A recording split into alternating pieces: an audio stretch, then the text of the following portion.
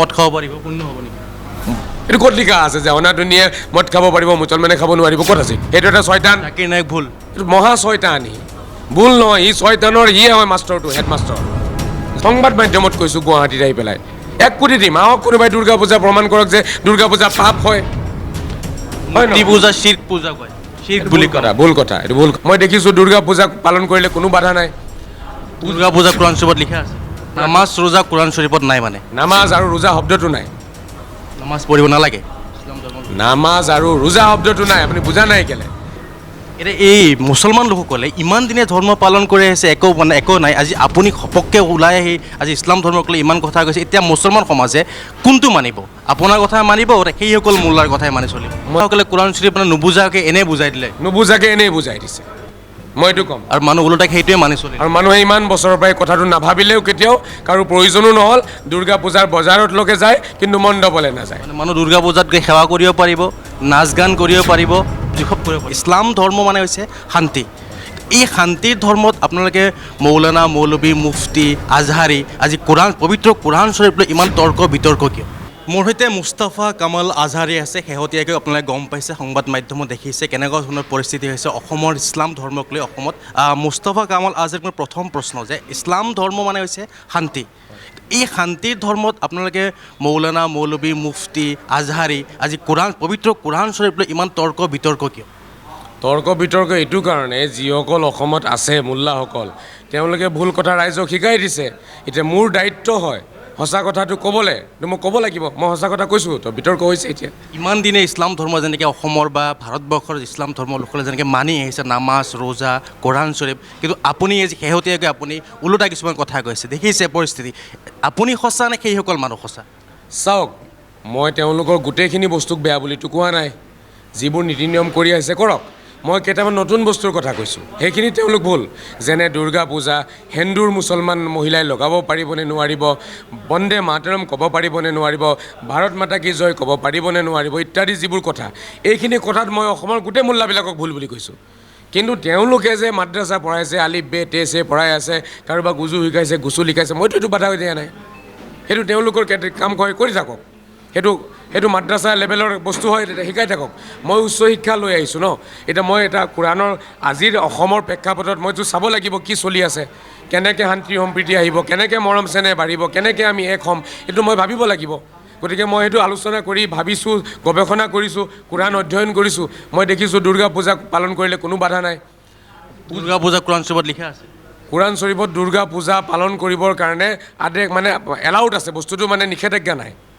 দুৰ্গা শব্দ নাই কিন্তু দেই দুৰ্গা শব্দ যেনেকৈ নাই নামাজ শব্দও নাই ৰোজা শব্দও নাই এইবোৰ শব্দ কোৰাণত বিচাৰি নামাজ ৰোজা কোৰাণ শ্বৰীফত নাই মানে নামাজ আৰু ৰোজা শব্দটো নাই নামাজ পঢ়িব নালাগে নামাজ আৰু ৰোজা শব্দটো নাই আপুনি বুজা নাই কেলে দুৰ্গা পূজা কোৰাণত কৰিব লাগিব বুলি আছে দুৰ্গা শব্দটো কোৰাণত নাই নামাজ আৰু ৰোজা কৰিব লাগিব বুলি আছে কিন্তু নামাজ আৰু ৰোজা শব্দটো নাই নামাজ ৰোজা কি বুলি আছে চালাদ বুলি আছে চৌম বুলি আছে তো দুৰ্গা যিটো দেৱী হয় মালাইকা বুলি আছে এতিয়া এই মুছলমান লোকসকলে ইমান দিনে ধৰ্ম পালন কৰি আহিছে একো নাই আজি আপুনি ঘপককৈ ওলাই আহি আজি ইছলাম ধৰ্মক লৈ ইমান কথা কৈছে এতিয়া মুছলমান সমাজে কোনটো মানিব আপোনাৰ কথা মানিব সেইসকল মোল্লাৰ কথাই মানি চলিব মই আকৌ কৈছোঁ যিবোৰ তেওঁলোকে পালন কৰি আহিছে নামাজ পঢ়িব লাগে ৰোজা ৰাখিব লাগে জাকাত দিব লাগে মইতো এইটো কোৱা নাই ভুল বুলি মই কৈছোঁ দুৰ্গাৰ পূজাৰ ক্ষেত্ৰত এইটো কোনেও ভাবাই নাছিলে আজিলৈকে এইটোকেতো গৱেষণা বুলি কয় ন গৱেষণা কাক কয় নতুন কথা চিন্তা কৰক ৰাইজৰ শান্তিৰ বাবে কিবা নতুন বস্তু আৱিষ্কাৰ কৰক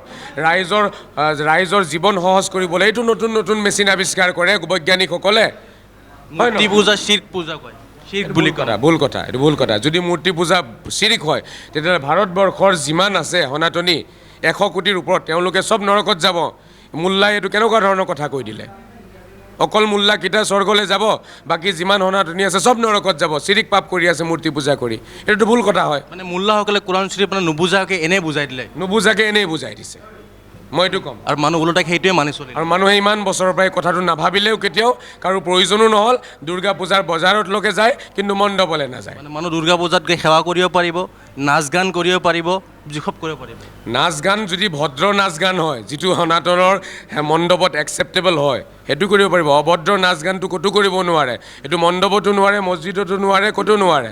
ভদ্ৰ নাচ গান ঈদতো পাৰিব, দুৰ্গা পূজাতো পাৰিব, বিহুতো পাৰিব, চব জেগাত পাৰিব। কথা হৈছে সভ্য নাচ গান হয় নে অসভ্য নাচ গান হয়, আমিতো চাব লাগিব।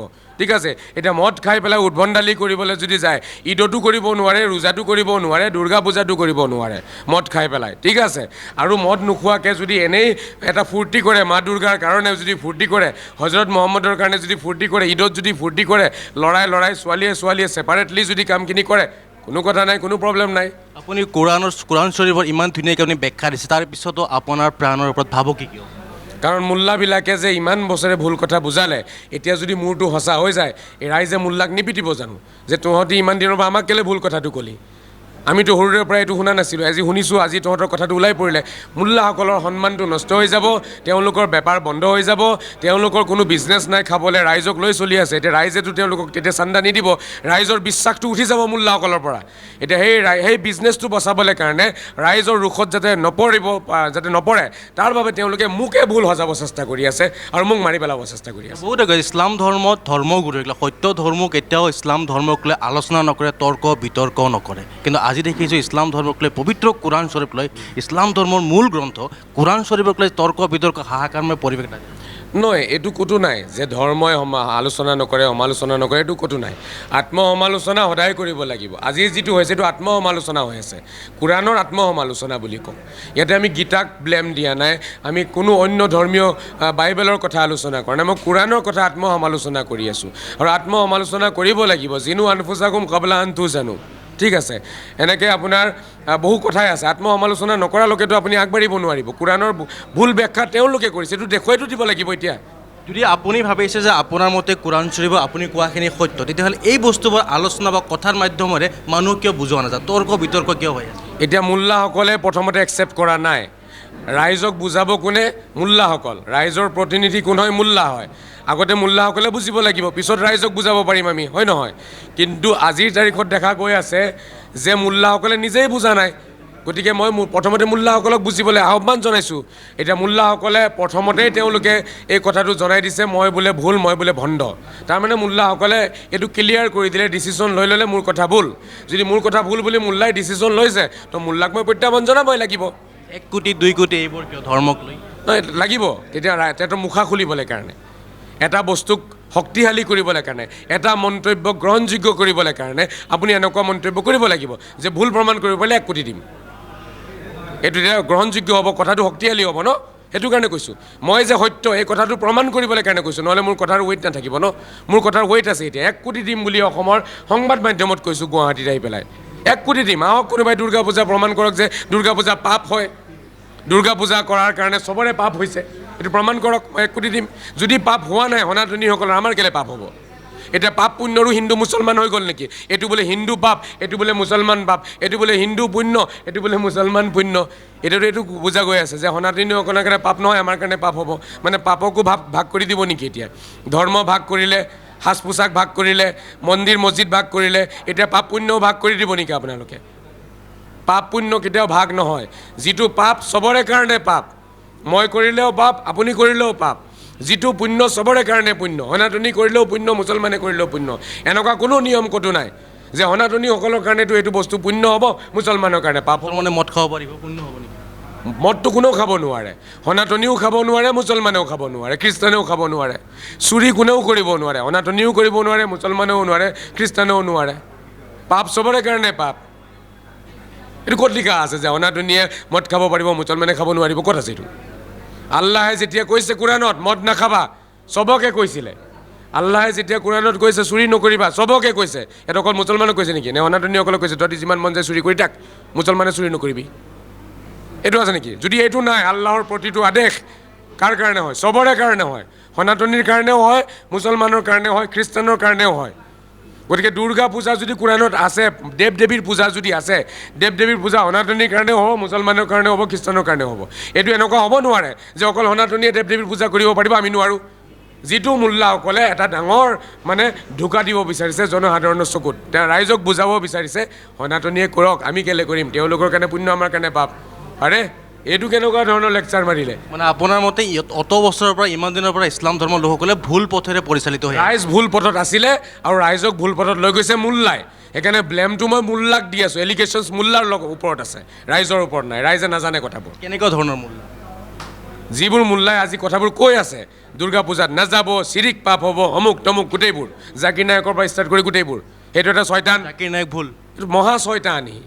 ভুল নহয়, ই ছয়তানৰ সিয়ে হয় মাষ্টৰটো, হেডমাষ্টৰ জাকিৰ নায়কটো। জাকিৰ নায়কৰ থিংকিং লৈ পেলাই চলি আছে বহুত মোল্লা অসমত।